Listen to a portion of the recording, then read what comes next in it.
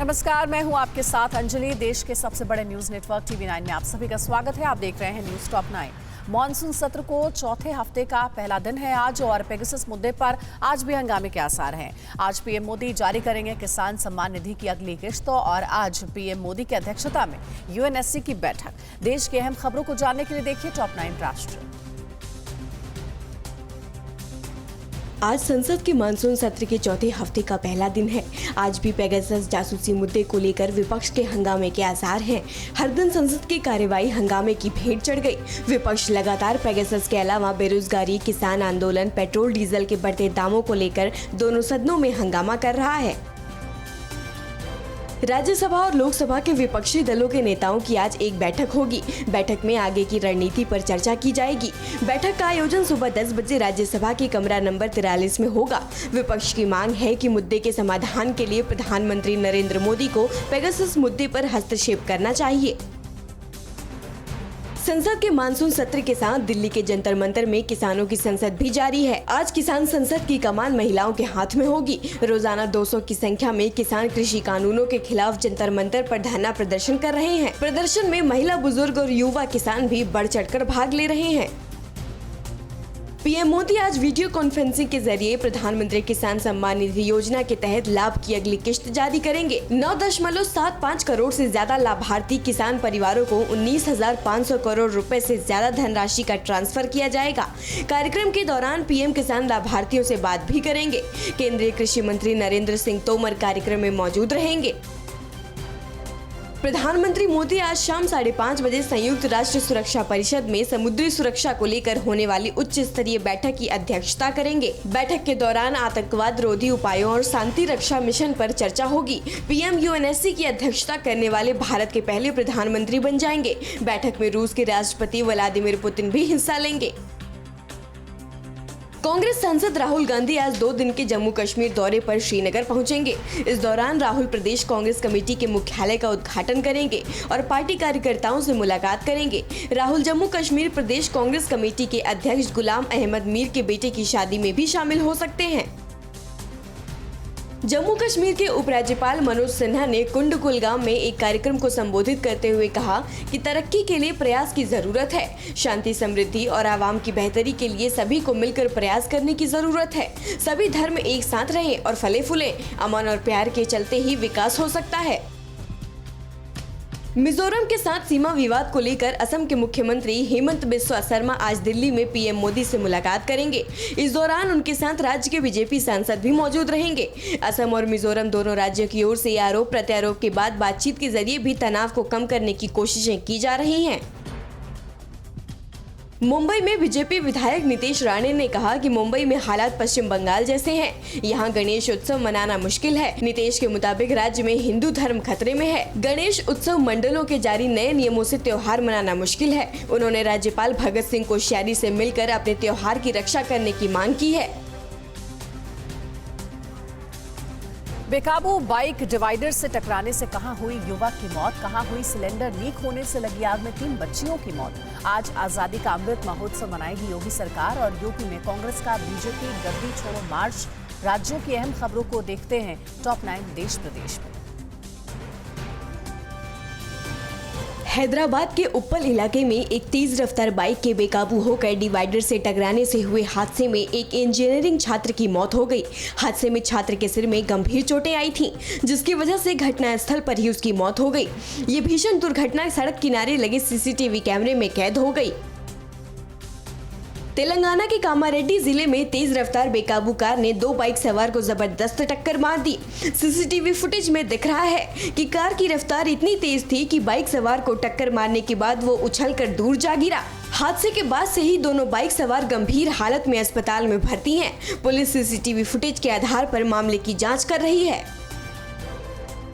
उत्तर प्रदेश के नोएडा के सेक्टर 63 की एक निजी कंपनी में भीषण आग लग गई।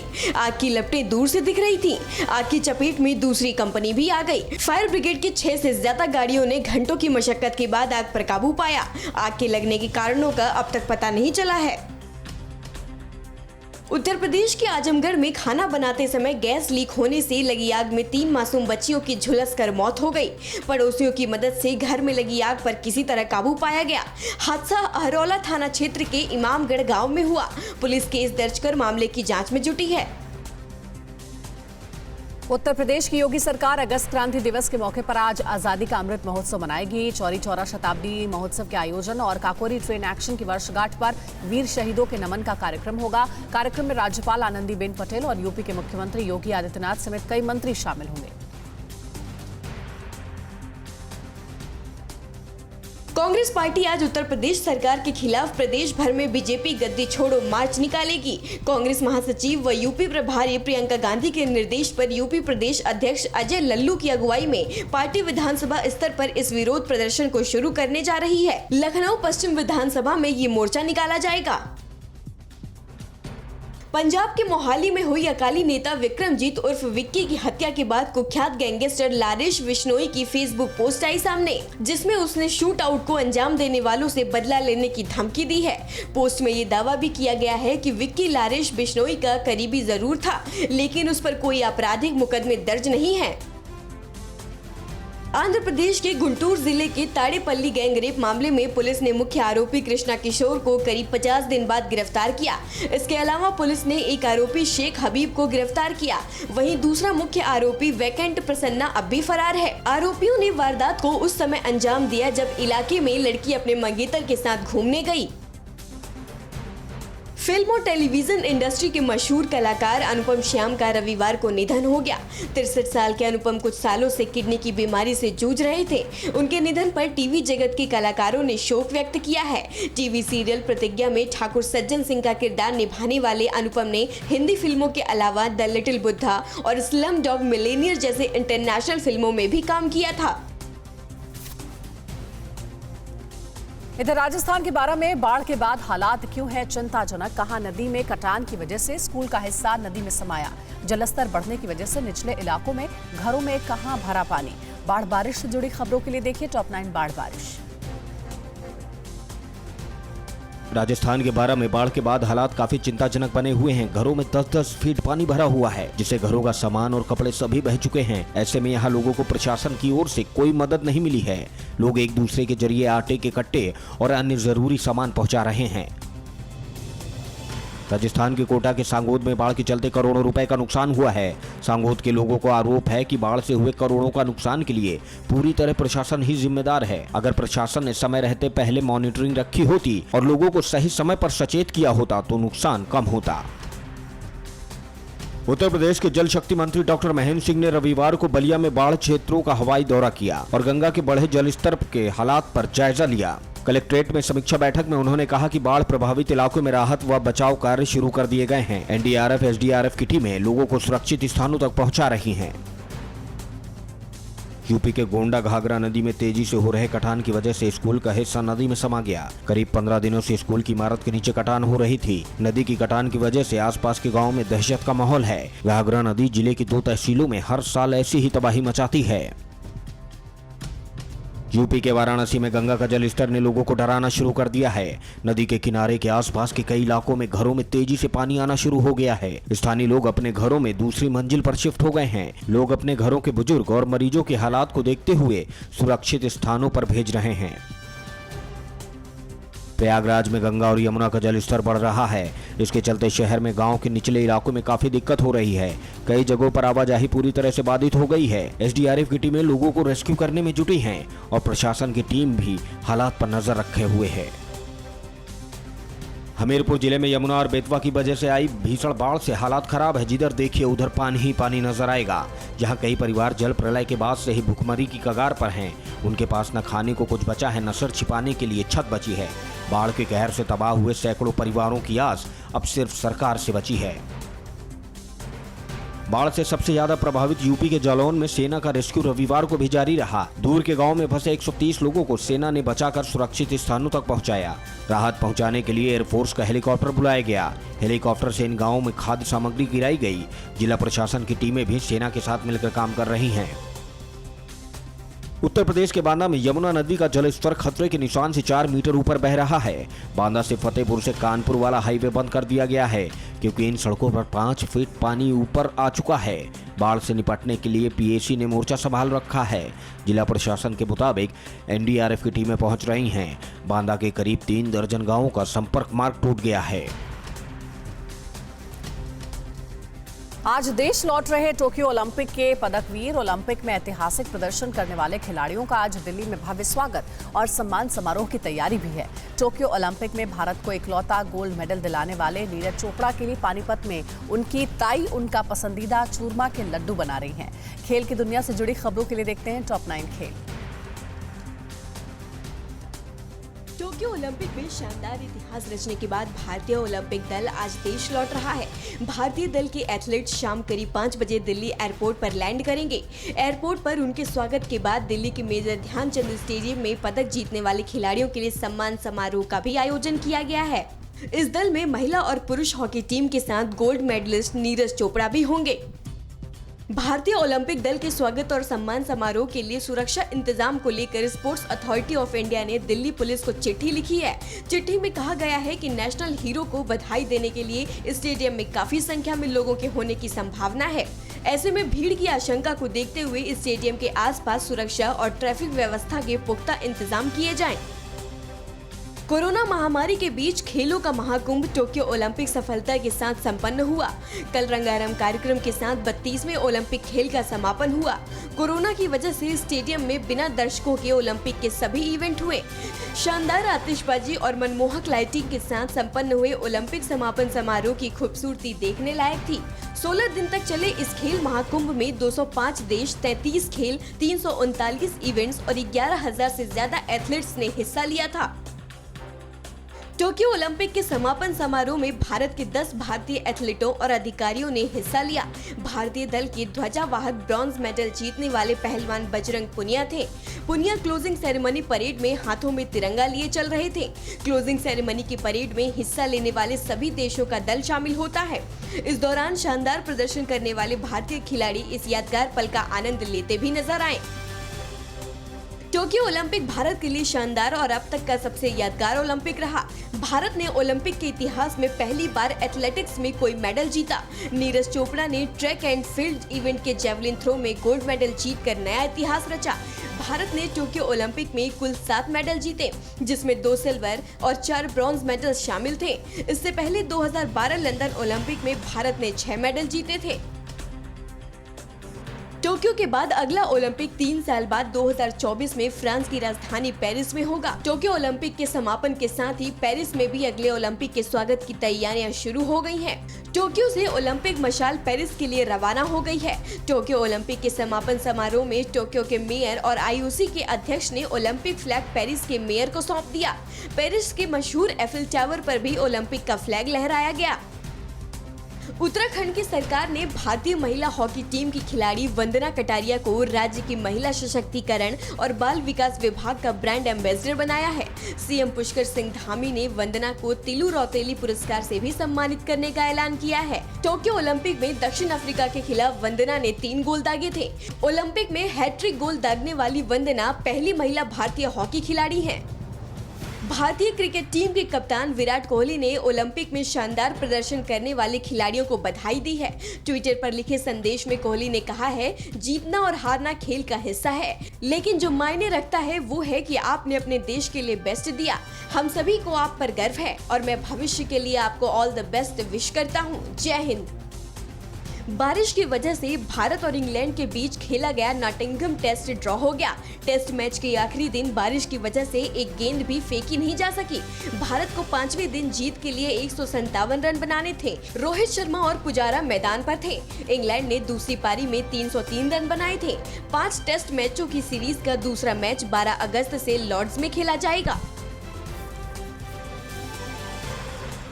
क्या कोरोना की कोवैक्सीन और कोविशील्ड का एक टीका लेने से इम्यूनिटी ज्यादा मजबूत होती है? आज दिल्ली में 10वीं और 12वीं के स्कूलों को गैर शैक्षणिक गतिविधियों के लिए खोल दिया गया है। 1 साल से बंद पड़े स्कूलों को लेकर संसद की समिति ने क्यों चिंता जताई और टीके का सर्टिफिकेट अब मोबाइल पर ही मिल जाएगा। देखते हैं टॉप 9 कोरोना से जंग।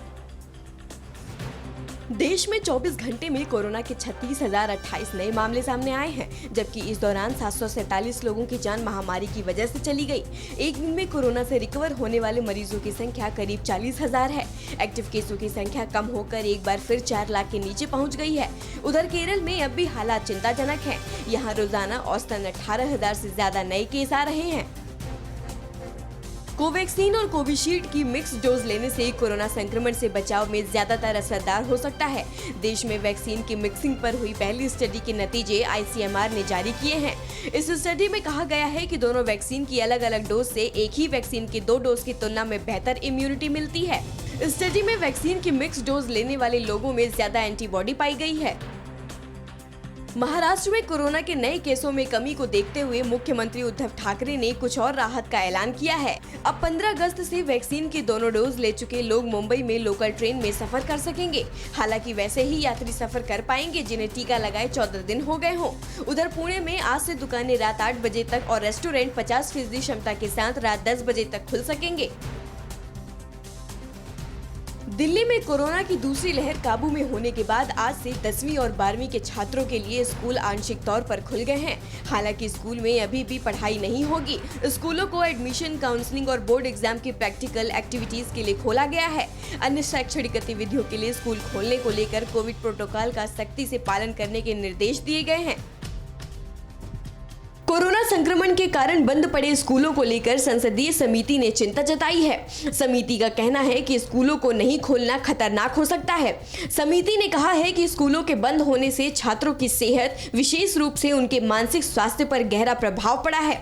छोटे बच्चों को घर की 4 दीवारी के भीतर कैद करना, स्कूल जाने में असमर्थ होने के कारण माता पिता और बच्चों के बीच संबंध खराब हो रहे हैं।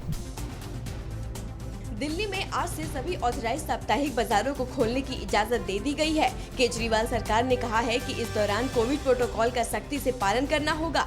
दिल्ली सरकार का मानना है कि साप्ताहिक बाजार लगाने वाले गरीब लोग होते हैं। ऐसे में अब और ज्यादा वक्त तक इन बाजार को बंद रखना ठीक नहीं होगा।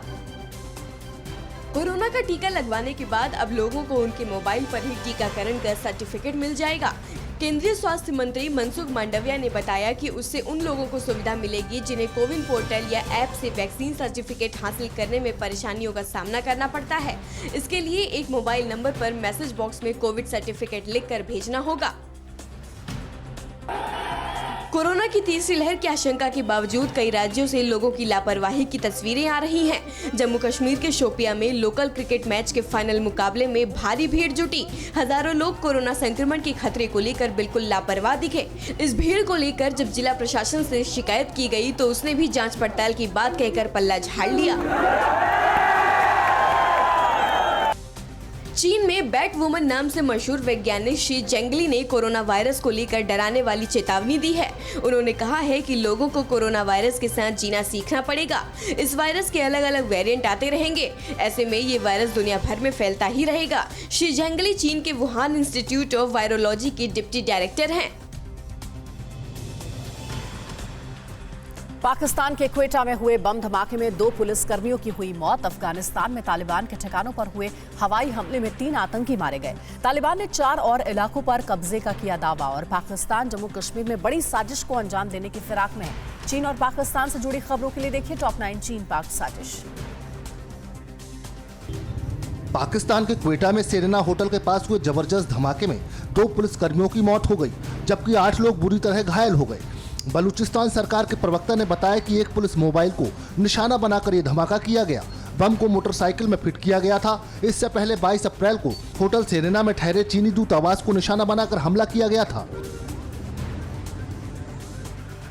अफगानिस्तान की वायुसेना ने कंधार प्रांत के डांड जिले में हवाई हमला कर तालिबान के ठिकाने को ध्वस्त कर दिया है। इस हमले में 3 आतंकी मारे गए हैं, जबकि बड़ी तादाद में गोला बारूद और हथियार नष्ट कर दिए गए हैं। डांड जिला तालिबान का मजबूत गढ़ माना जाता है। युद्ध के बीच तालिबान ने अफगानिस्तान के 4 प्रांत की राजधानी पर कब्जा कर लेने का दावा किया है। पिछले कुछ महीनों में अफगानिस्तान के ज्यादातर ग्रामीण इलाकों पर कब्जा करने के बाद अब तालिबान तेजी से शहरों की तरफ बढ़ रहा है। तालिबान ने कल उत्तरी अफगानिस्तान के कुंदुज प्रांत की राजधानी के अधिकांश हिस्से पर नियंत्रण कर लिया, जिसमें गवर्नर ऑफिस और पुलिस मुख्यालय भी शामिल हैं। अफगानिस्तान को लेकर एक रिपोर्ट में पाकिस्तान की बड़ी साजिश का खुलासा हुआ है। दुनिया के सामने शांति बहाली की बात करने वाला पाकिस्तान अफगानिस्तान को हमेशा हिंसाग्रस्त देखना चाहता है। फेबियन बसार्ट ने अपनी रिपोर्ट में कहा है कि पाकिस्तान अफगानिस्तान में आतंकवादियों की मदद कर रहा है। अफगानिस्तान में पाकिस्तान लगातार तालिबान को मदद कर रहा है। इसका एक और सबूत दुनिया के सामने आया है। इस वीडियो में दिख रहे तालिबानी आतंकी ने पाकिस्तानी आर्मी की ड्रेस से मिलती जुलती वर्दी पहन रखी है। ये वीडियो अफगानिस्तान के कुदुंज प्रांत का बताया जा रहा है, जिसमें तालिबान की रेड यूनिट के लड़ाके दिखाई दे रहे हैं। अमेरिका ने भले ही अपने सेना को अफगानिस्तान से वापस बुला लिया है, लेकिन वो तालिबान को किसी भी हाल में नहीं छोड़ने वाला। अमेरिका लगातार अफगानिस्तान की सेना को तालिबान के खिलाफ युद्ध में मदद कर रहा है। शनिवार की रात भी अमेरिका के B-52 बम वर्षक विमानों और F-16 फाइटर जेट से शेबरगन में तालिबान के ठिकानों पर हवाई हमले किए हैं, जिनमें 200 से अधिक आतंकवादी मारे गए। जम्मू कश्मीर में आतंकियों के खिलाफ सेना की कार्रवाई से पाकिस्तान तिलमिलाया हुआ है। पाकिस्तान की खुफिया एजेंसी ISI कश्मीर के खिलाफ नापाक साजिश रच रही है। ISI ने पाकिस्तान के आतंकी संगठनों लश्कर-ए-तैयबा, जैश-ए-मोहम्मद और हिजबुल मुजाहिदीन को कश्मीर में खुफिया एजेंसियों को निशाना बनाने का काम सौंपा है। LAC पर चीन की सीमा से सिर्फ 25 किलोमीटर दूर लद्दाख में कल भारतीय वायुसेना ने युद्धाभ्यास कर अपना दम दिखाया है। इस खास एक्सरसाइज में वायुसेना के 2 खास हेलीकॉप्टर अपाचे और चिनूक ने हिस्सा लिया। न्योमा एडवांस लैंडिंग ग्राउंड पर इस युद्धाभ्यास को अंजाम दिया गया। इस मिशन के दौरान अपाचे हेलीकॉप्टर ने नीचे रहते हुए उड़ान का प्रदर्शन किया। अड़ी सोमवार से शुक्रवार शाम 6 बजे सिर्फ TV9 भारतवर्ष पर।